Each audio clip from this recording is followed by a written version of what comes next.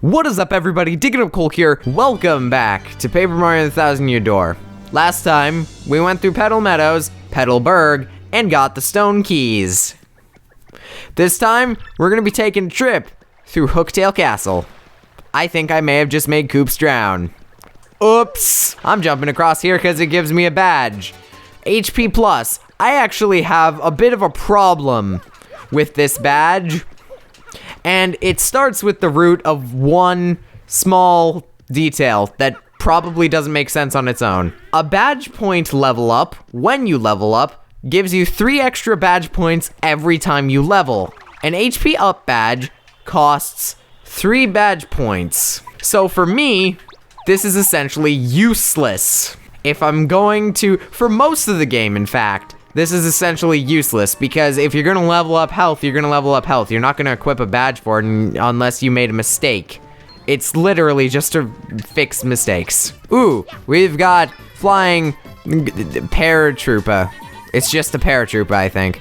If I do a normal jump on him, I hit him twice, which gets rid of his wings and knocks him down onto the ground. They're both immobilized, so I can show off what Koops has.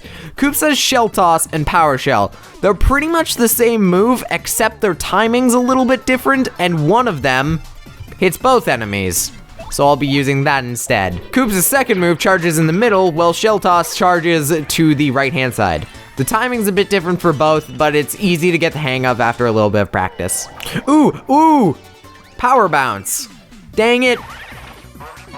No!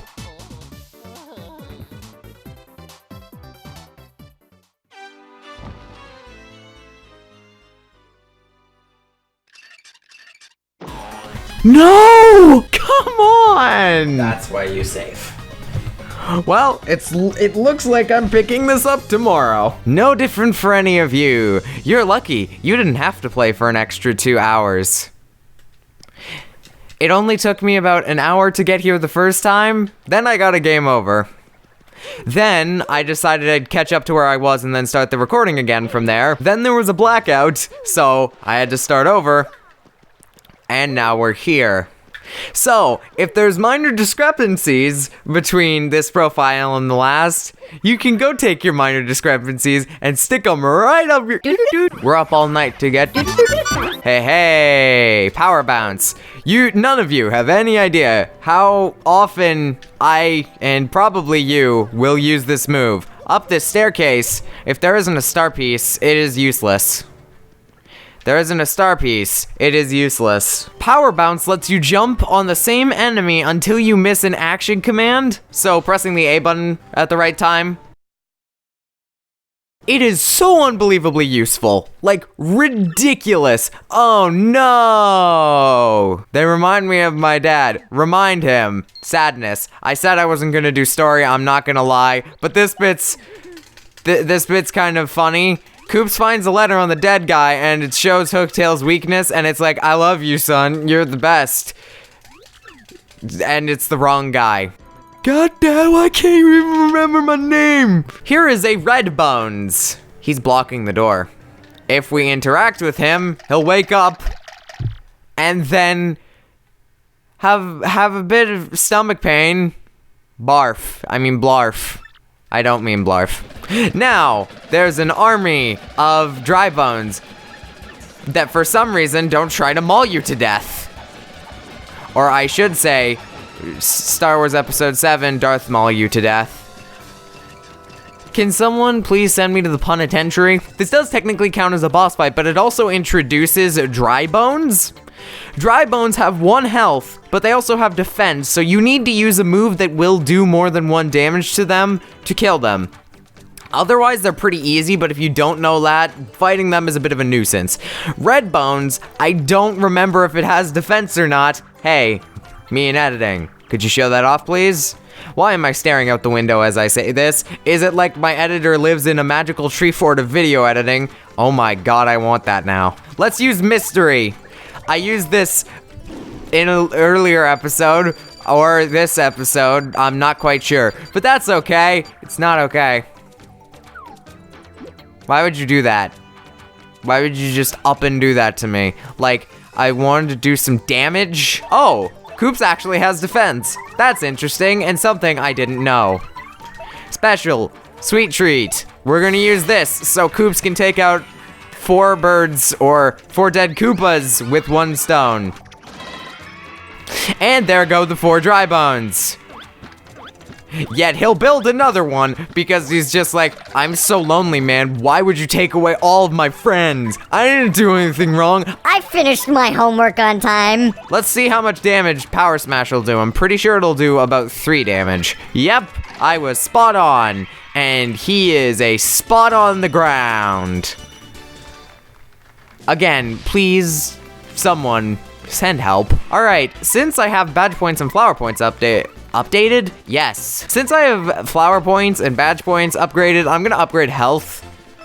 Because I've been starting to struggle in battles a little bit, and that'll probably help. Strangely, it's very, very rare that in this game, you will upgrade health if you follow my strategy. For some reason, I've only ever experimented with 2 playstyles in this game. The first of which being all health, nothing else, which is a strategy that I will be completely honest with you, does not even work at all. It works for most of the game, makes the game hard and take a really long time. But I mean, it kind of almost works, and that's good enough for me. The other strategy I've used is the one I'm using now. It really doesn't rely on health, which is a good thing, because I'm terrible at it. What happens if I let the block come down while I'm here? Why? Not complaining, but why? It's the greatest thing ever, but seriously though, why? Is Mario's head just made of like super bouncy material?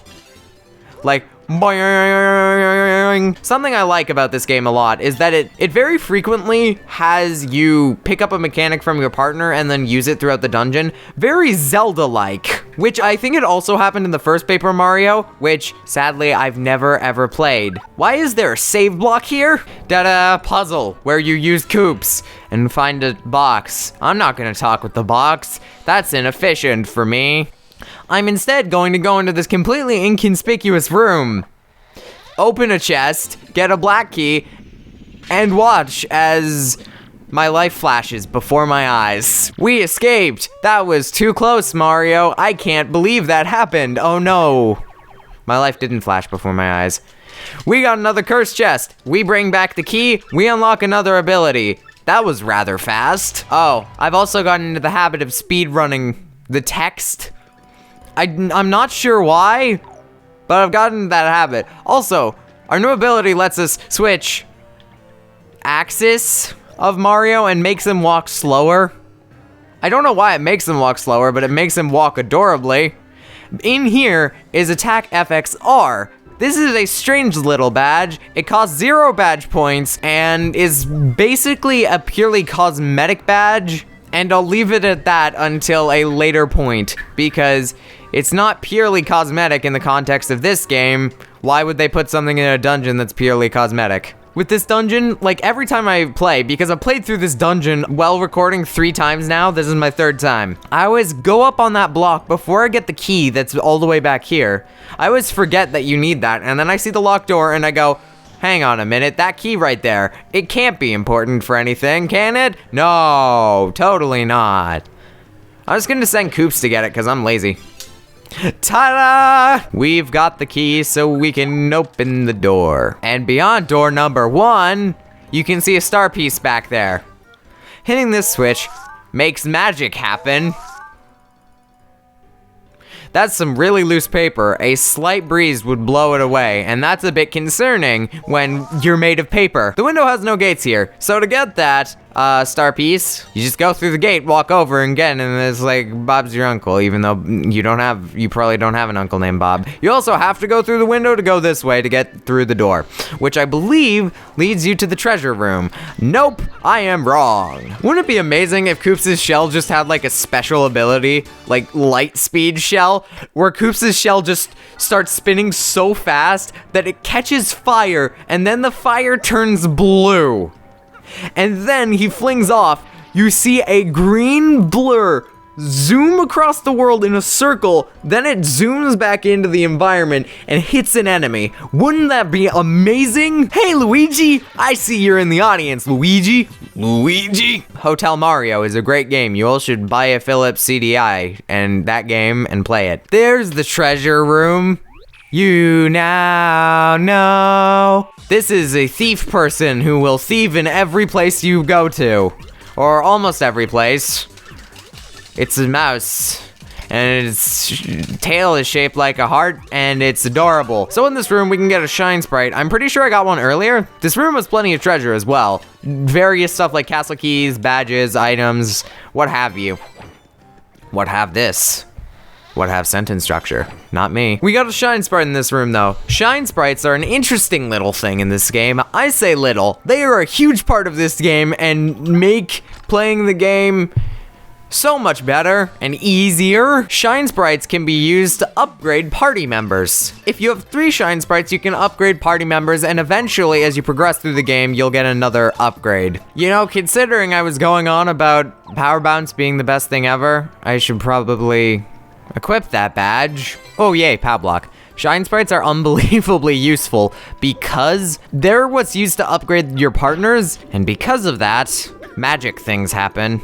Like the internet, it's magic. Hey, star piece over here up on the rafters on a perilous journey, where if we fell off, we would crash and burn. This is where you get the key for the area upstairs. You actually want to go down the stairs first, which is against basic human instinct when playing video games. But it gets you the key for this grandiose door, which I can only imagine goes to the boss room. Wah, wah. Hey, we're near the boss now, so there's a healing crate here. I just spent 6 coins to heal myself, because if I get another game over, I will actually chuck this controller, and probably myself, out the window. Here's a dragon. It's not that intimidating, but it sure is hungry all the time. Nothing can quench its appetite. Crap! I remember this boss fight being a lot more possible when you use attack FXR, because the boss hates the noise of crickets, which is why that badge is in the dungeon. I forgot to equip it. Well, I'm off to jump out the window now. I saved my progress in this location because if I lose the boss again, I don't intend to spend another 20 minutes of my life climbing through a dungeon. This time, someone's getting their butt kicked royally, and we're starting with Power Bounce. For one, Power Bounce does a really good amount of damage to people. It's the highest damage you can do right now. Secondly, the cricket noise makes this dragon sick. So, I don't think either they don't do as much damage, they don't do as much damage. Oh look, begging again I see. I'm not having any of that. I know it's a trap. You won't got anything for me. I don't care. You go eat that audience. I'll just knock them right out your stomach. You can't eat. You don't got the energy. Also, I'm gonna jump on you making cricket noises till you spit them all out. People wonder what uncontained nerd rage looks like. It is the here, right now, right here. Really easy boss fight. Also, if you look at my XP, there is a discrepancy. I'm missing 30 coins, and I should have leveled up there. I don't care. I skipped nearly every single fight in the dungeon. I only fought 2 people on my way through this time. Someone gets spit out of Hooktail. It's Koops' dad, and he has the crystal star, I think.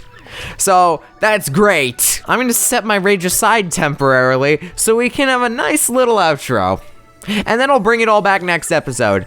So now that we have the crystal star, we'll be heading off into chapter 2. Next episode, we're gonna go through Rogueport a bit, and then we'll make our way to the location of chapter 2. So, now that we've gotten a crystal star, I will see you all in the next video. Ciao.